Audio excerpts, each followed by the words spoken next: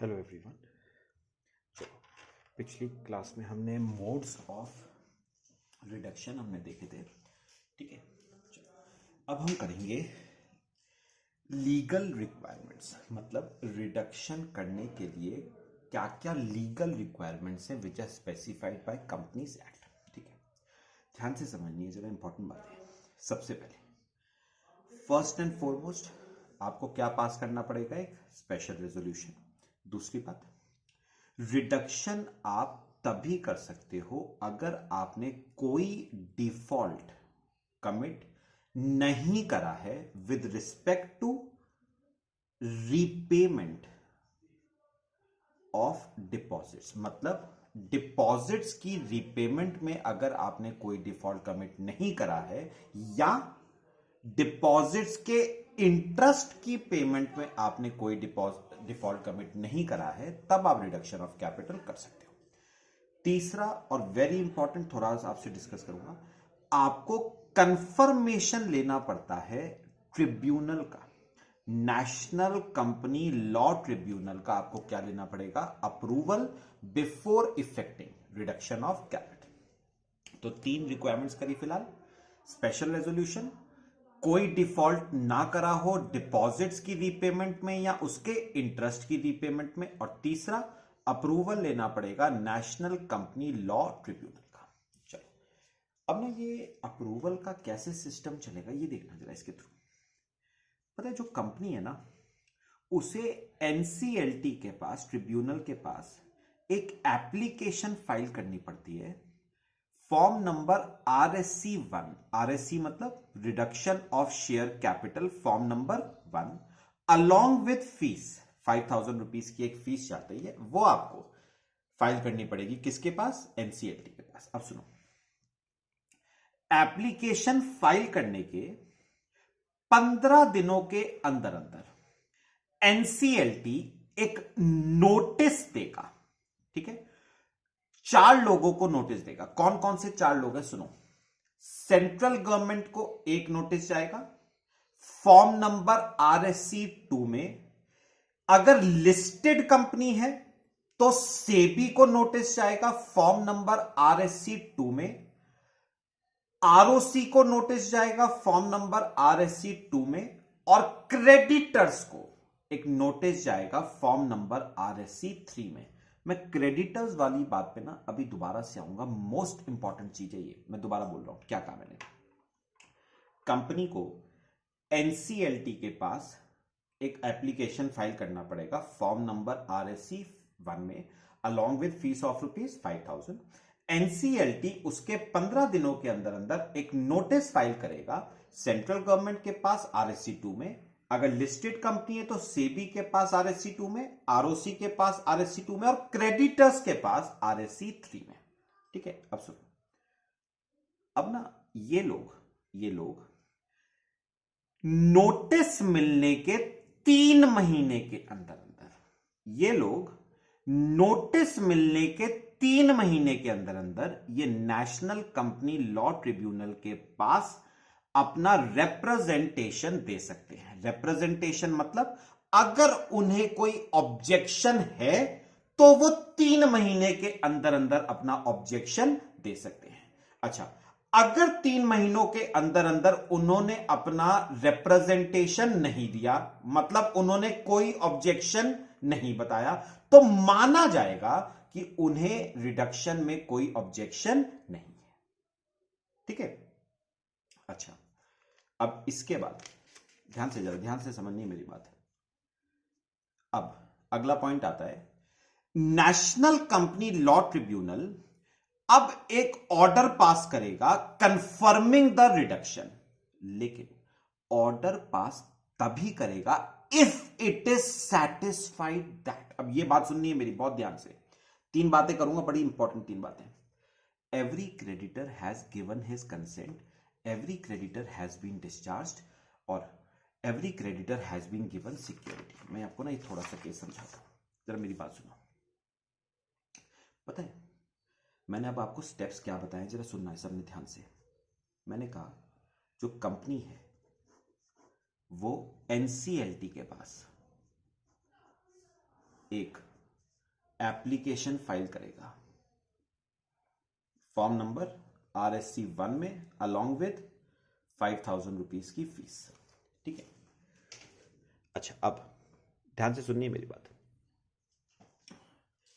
अब पता है इस फॉर्म के साथ कंपनी कुछ डॉक्यूमेंट्स अटैच करती है, जिनमें से एक डॉक्यूमेंट कौन सा है, लिस्ट ऑफ क्रेडिटर्स। ध्यान से सुनिए मेरी बात, मैं आपको एक बात बताऊं, रिडक्शन ऑफ कैपिटल के लिए क्रेडिटर्स का कंसेंट लेना वेरी वेरी असेंशियल है। अगर क्रेडिटर्स मना कर देना तो रिडक्शन ऑफ कैपिटल नहीं हो सकता, बात खत्म। यानी मेरी बात सुनना जो मैं कहूंगा अभी, जब तक क्रेडिटर्स अपना कंसेंट ना दे दें आप रिडक्शन ऑफ कैपिटल नहीं कर सकते। तो रिडक्शन के लिए क्रेडिटर्स का कंसेंट लेना बहुत ही आवश्यक है। ठीक है, तो सुनो, कंपनी NCLT के पास एक एप्लीकेशन फॉर्म फाइल करेगा RSC1 में 5,000 की फीस के साथ, अलॉन्ग विद वो कुछ डॉक्यूमेंट्स फाइल करेगा, जिसमें से एक डॉक्यूमेंट कौन सा है, लिस्ट ऑफ क्रेडिटर्स। कंपनी पता है क्या करेगी, सुनो, कंपनी ना अपने क्रेडिटर्स की एक लिस्ट बनाएगी, लिस्ट ऑफ क्रेडिटर्स ABCDEF। ठीक है, जितना जितना अमाउंट इनका देना है वो सब आ जाएगा इसमें लिस्ट में। तो क्रेडिटर्स की क्या बनाएगी, लिस्ट बनाएगी और ये सबमिट करा देगी NCLT के पास। फिर 15 दिनों के अंदर अंदर NCLT एक नोटिस देगा, किस किस को, सेंट्रल गवर्नमेंट को, सेबी को अगर लिस्टेड कंपनी है, ROC को, और क्रेडिटर्स के पास वो एक क्या फाइल करेगा, नोटिस। ठीक है, अब नोटिस फाइल करने के, नोटिस रिसीव होने के 3 महीनों के अंदर अंदर, 3 महीनों के अंदर अंदर क्रेडिटर्स के पास एक मौका होगा। क्या मौका होगा कि वो अगर कोई ऑब्जेक्शन देना चाहते हैं तो वो ऑब्जेक्शन दे सकते हैं। ठीक है, लेकिन अगर उन्होंने 3 महीने में ऑब्जेक्शन नहीं दिया तो माना जाएगा कि उन्हें रिडक्शन ऑफ कैपिटल में कोई ऑब्जेक्शन। अब सुनना मेरी बात, जो मैं कहूंगा वो ध्यान से सुनिए। अब पता है होता क्या है, जैसे अब जो क्रेडिटर्स है, ठीक है, हो सकता है कुछ क्रेडिटर्स अपना असेंट दे दे, ठीक है, और हो सकता है कुछ क्रेडिटर्स अपना असेंट ना दे, जिन्हें हम डिसेंटिंग कहते हैं, है ना, डिसेंटिंग क्रेडिटर्स। तो जिन्होंने अपना असेंट दे दिया, मतलब जो कह रहे हैं कि हमें कोई दिक्कत नहीं है रिडक्शन ऑफ कैपिटल में, वेल एंड गुड। लेकिन दिक्कत वो है जो ऑब्जेक्शन कर रहे हैं, मतलब वो कह रहे हैं कि हमें रिडक्शन ऑफ कैपिटल में दिक्कत है। तो अब उनके साथ क्या किया जाए, उनके साथ अब 2 काम हो सकते हैं, ध्यान से सुनना। जिन्होंने अपना असेंट दे दिया, वेल एंड गुड, लेकिन जिन्होंने अपना असेंट नहीं दिया, उनके साथ 2 काम क्या हो सकते हैं। ट्रिब्यूनल कंपनी को कहेगा कि भैया तुम्हारा जो क्रेडिटर A था उसने कंसेंट दे दिया है, B ने कंसेंट दे दिया है, C ने कंसेंट दे दिया है, D ने कंसेंट दे दिया है, E ने कंसेंट नहीं दिया है, F ने कंसेंट नहीं दिया है। तो तुम एक काम करो, ये जिन्होंने कंसेंट नहीं दिया है ना, उनको या तो तुम कर दो पे ऑफ, या तो तुम कर दो उन्हें पे ऑफ, या फिर उनके अमाउंट के बदले उन्हें सिक्योरिटी दे दो, मतलब उन्हें अनसिक्योर्ड क्रेडिटर से किस में कन्वर्ट कर दो, सिक्योर्ड क्रेडिटर में। तो या तो तुम उनको कैश दे दो और बात खत्म करो, या फिर तुम उनको सिक्योरिटी दे दो ताकि वो अनसिक्योर्ड से किस में कन्वर्ट हो जाए, सिक्योर्ड में। तो ठीक है, एग्जांपल दे रहा हूं, ई को हमने क्या कर दिया, पे ऑफ, और एफ को हमने क्या दे दी, सिक्योरिटी। और रही बात ए बी सी और डी, उन्होंने अपना क्या दे दिया था, असेट। तो याद रखना, जब तक ये काम नहीं हो जाता ना, तब तक रिडक्शन ऑफ कैपिटल का ऑर्डर ट्रिब्यूनल पास नहीं कर सकता। ठीक है, तो यही बात है जो यहां पर कही गई है, जरा सुनिए। अब देखो, NCLT एक ऑर्डर पास करेगा confirming the reduction if it is satisfied that every creditor has given his consent every creditor has been discharge, discharge मतलब पेड, और every creditor has been given security. ठीक है, और बात समझ आई सबको? तो ये तो तीन चीजें थी विद रिस्पेक्ट टू क्रेडिटर्स। अब उन्होंने एक बात और कही है, accounting treatment is in accordance with section 133 and a certificate has been obtained from companies auditor and filed with NCLT. अब ना एक बात और कही है, कंपनीज एक्ट ने कहा है कि ट्रिब्यूनल रिडक्शन का ऑर्डर तब तक पास नहीं करेगा जब तक कंपनी का ऑडिटर एक सर्टिफिकेट नहीं दे देता।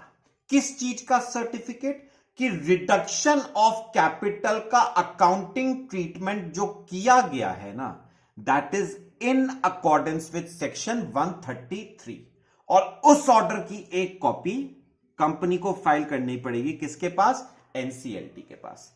तो जब तक ये चार चीजें नहीं हो जाती, कौन कौन सी चार? क्रेडिटर ने कंसेंट दिया है या नहीं, क्रेडिटर को पेमेंट करी गई है या नहीं, क्रेडिटर को सिक्योरिटी दी गई है या नहीं, और चौथा, अकाउंटिंग ट्रीटमेंट कंपनी ने रिडक्शन का सेक्शन 133 के हिसाब से किया है या नहीं, और कंपनी के ऑडिटर की सर्टिफिकेट की कॉपी क्या एनसीएलटी के पास फर्निश की गई है या नहीं। तो जब तक ये चार चीजें सेटिस्फाई नहीं हो जाती तब तक एनसीएलटी रिडक्शन ऑफ कैपिटल का ऑर्डर पास नहीं करेगी। अच्छा, 7th के बाद ना 8th पॉइंट यहां पर है, पब्लिकेशन ऑफ ऑर्डर। अब सुनो, एनसीएलटी कंपनी को डायरेक्शन देगा आरएससी 4 में for publication of order with in 7 days. अब सुनो, अब एनसीएलटी ना कंपनी को कहेगा कि भैया रिडक्शन ऑफ कैपिटल तो हो गया तुम्हारा, अब तुम एक काम करोगे, लोगों को भी तो बताना जरूरी है कि भाई इस कंपनी ने अपनी कैपिटल को क्या करा है, रिड्यूस करा है। तो तुम क्या करो, रिडक्शन ऑफ कैपिटल के ऑर्डर की कॉपी को पब्लिश करो। मैंने पूछा कहां पर पब्लिश करना है, कंपनी ने कहा 2 न्यूज़पेपर्स में पब्लिश करना है। अब मैं बार बार नहीं बताऊंगा, आपको याद होना चाहिए। आपको कौन से 2 न्यूज़पेपर्स में पब्लिश होना चाहिए? एक तो होना चाहिए कौन सा, इंग्लिश न्यूज़पेपर, और दूसरा न्यूज़पेपर कौन सा होना चाहिए, लोकल लैंग्वेज का। कौन सी लोकल लैंग्वेज? जिस स्टेट में आपकी कंपनी का रजिस्टर्ड ऑफिस सिचुएटेड है, जिसे हम वर्नाकुलर लैंग्वेज भी कहते थे। ठीक है, जैसे महाराष्ट्र में सिचुएटेड है तो मराठी पेपर में आपको क्या देना पड़ेगा, एक नोटिस देना पड़ेगा। ठीक है, अच्छा, अब 9th पॉइंट इसमें क्या आता है? अब सुनो, मेरी बात सुनो, एनसीएलटी ने रिडक्शन का ऑर्डर दे दिया, कंपनी ने रिडक्शन के ऑर्डर की कॉपी न्यूज़पेपर में पब्लिश कर दी। अब कंपनी आरओसी को भी तो इस बात की सूचना देगा कि रिडक्शन ऑफ कैपिटल हो चुका है।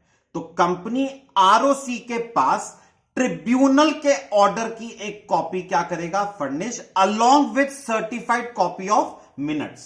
क्या क्या होगा उसमें?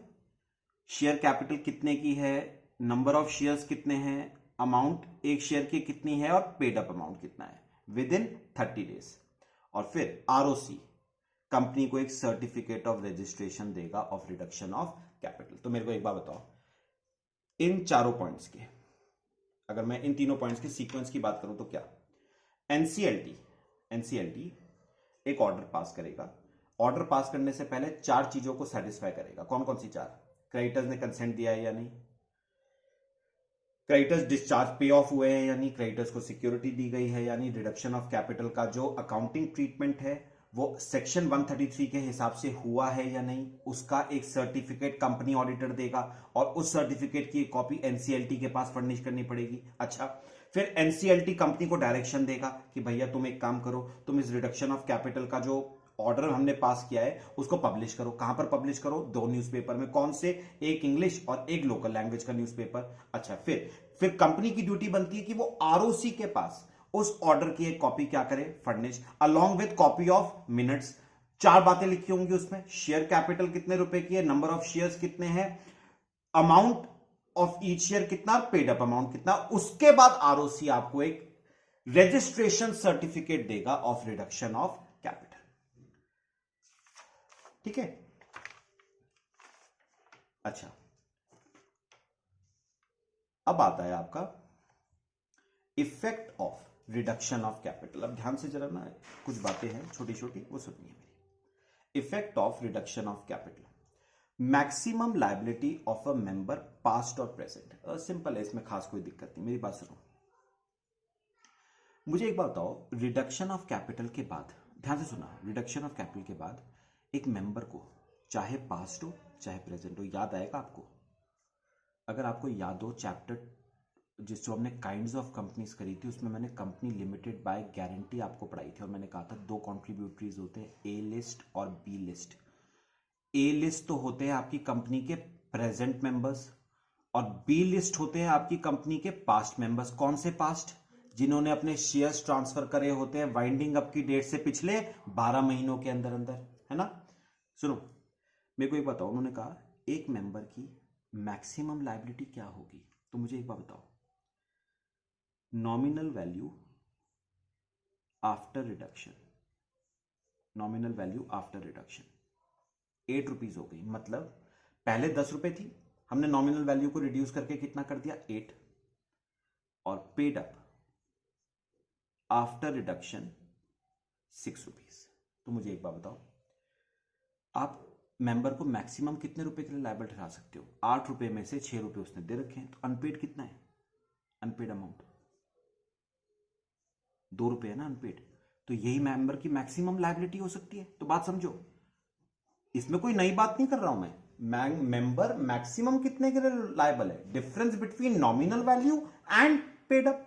अब मुझे एक बात बताओ, व्हाट इफ नॉमिनल वैल्यू 8 रुपए और पेड अप भी 8 रुपए, मतलब 8 रुपए पे 8 रुपए दे रखे उसने, मतलब फुली पेड है। तो बताओ उसकी लायबिलिटी कितने रुपए की होगी? नील की। तो याद रखना, मेंबर मैक्सिमम कितने रुपए के लिए लायबल है? Difference between nominal value and paid up amount. अच्छा, अब ये सुनना जरा, जो मैं अगली बात करूंगा, सिंपल है। No name of creditors in list of creditors plus default in payment. सुनना मेरी बात, ये देखो ये देखो ये देखो, सब देखोगे बहुत ध्यान से। याद करो, कंपनी ने एनसीएलटी के पास एक एप्लीकेशन फाइल किया था ना, RSC 1 में, अलोंग विद 5000 की प्रिस्क्राइब्ड फीस। मैंने कहा था इस एप्लीकेशन के साथ कुछ डॉक्यूमेंट्स भी जाएंगे, जैसे लिस्ट ऑफ क्रेडिटर्स। अब सोचो, कंपनी ने क्रेडिटर्स की एक लिस्ट बनाई, कितने क्रेडिटर्स की? 6 क्रेडिटर्स की, ठीक है। कंपनी ना एक क्रेडिटर का, जी का नाम, इस लिस्ट में डालना ही भूल गई। मतलब पता है, अगर मैं इसका इफेक्ट देखूं तो मुझे अब इसका बात क्या समझ आई। आपने 7 क्रेडिटर्स में से, 7 क्रेडिटर में से आपने कंसेंट सिर्फ कितनों का लिया?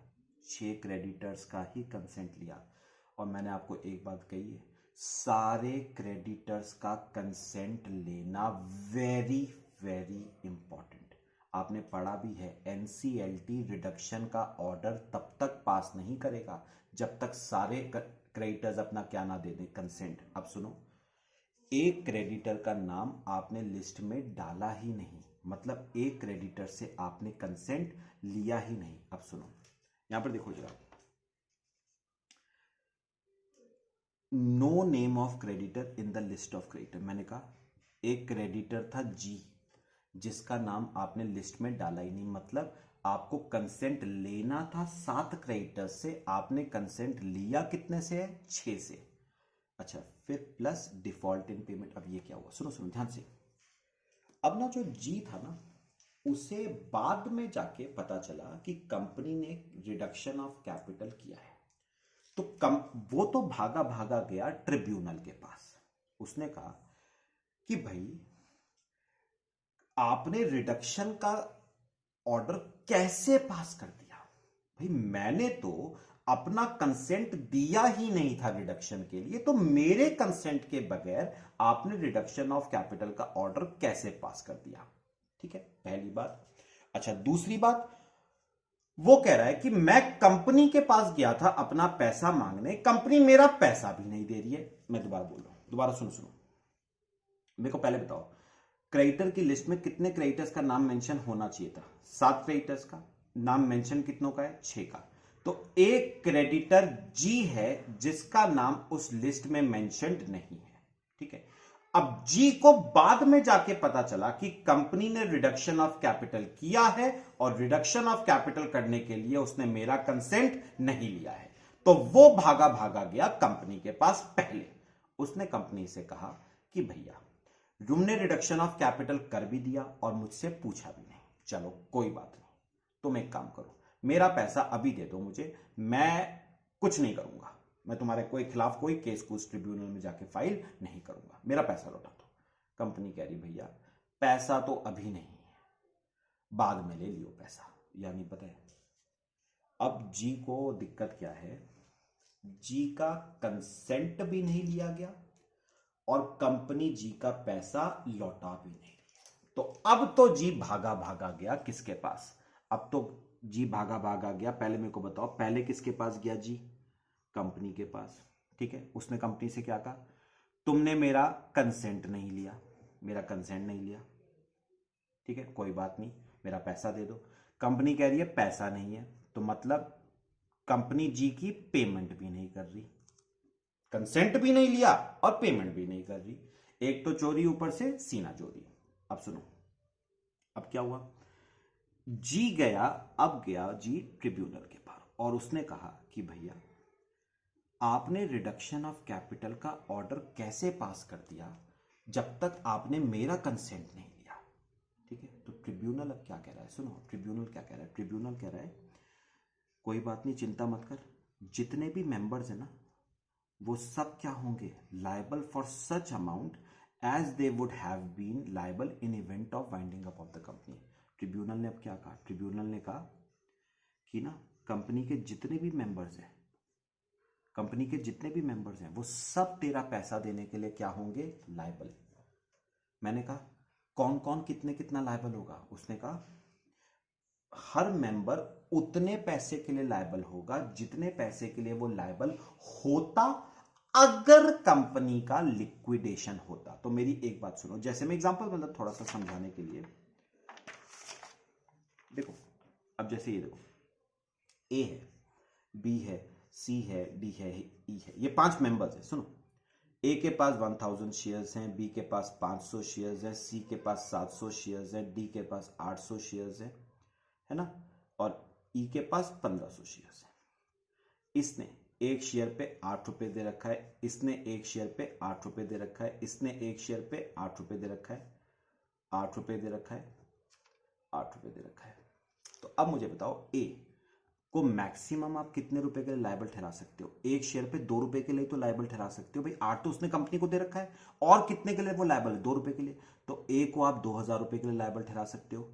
अच्छा बी को 1000 रुपए के लिए लायबल ठहरा सकते हो, सी को आप 1400 रुपए के लिए लायबल ठहरा सकते हो, डी को आप 1600 रुपए के लिए लायबल ठहरा सकते हो, ई को आप 3000 रुपए के लिए क्या ठहरा सकते हो, लायबल। इसका मतलब इन सब की मिला के टोटल लायबिलिटी कितनी बनती है, 3000, 4400, 6000, 9000, मतलब ये तीनों मैक्सिमम मिला के कितने रुपए के लिए लायबल है, 9000 रुपए के लिए। और सुनो ये जो क्रेडिटर था इसका पैसा देना था 6000 रुपए, तो कौन कितने कितने देगा, प्रपोर्शनेट देंगे, यानी 20:10:14:16:30 के रेशो में वो क्रेडिटर्स को क्या देंगे, पैसा देंगे, ठीक है।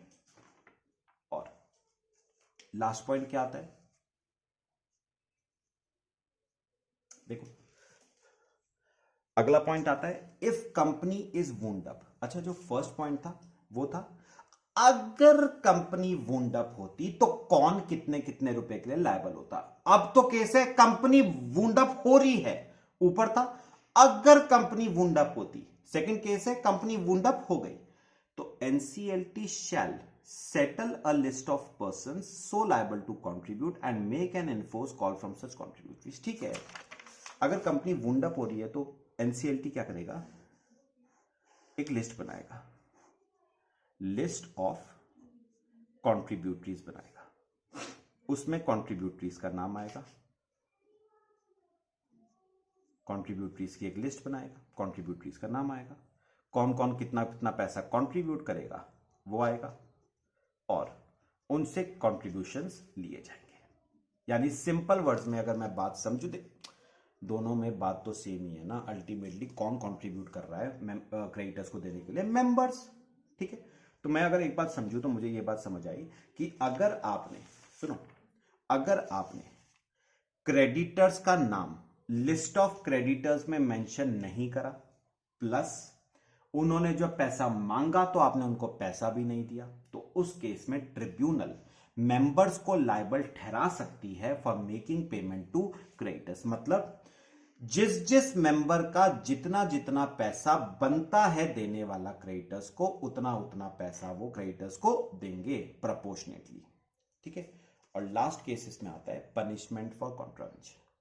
अगर कंपनी पनिशमेंट करती है, अगर कंपनी कॉन्ट्रावेंशन करती है तो पनिशमेंट मिनिमम 5 लाख का लग सकता है, मैक्सिमम कहां तक जा सकता है 25 लाख रुपए तक, और अगर ऑफिसर करता है तो उसके ऊपर सेक्शन 447 लगेगा फॉर फ्रॉड, वो हमने पहले ही पढ़ा हुआ है। बस ये आपका पूरा हो गया सेक्शन 66 रिडक्शन ऑफ कैपिटल का। ठीक है, चलो बाकी हम नेक्स्ट क्लास में डिस्कस करेंगे। Thank you.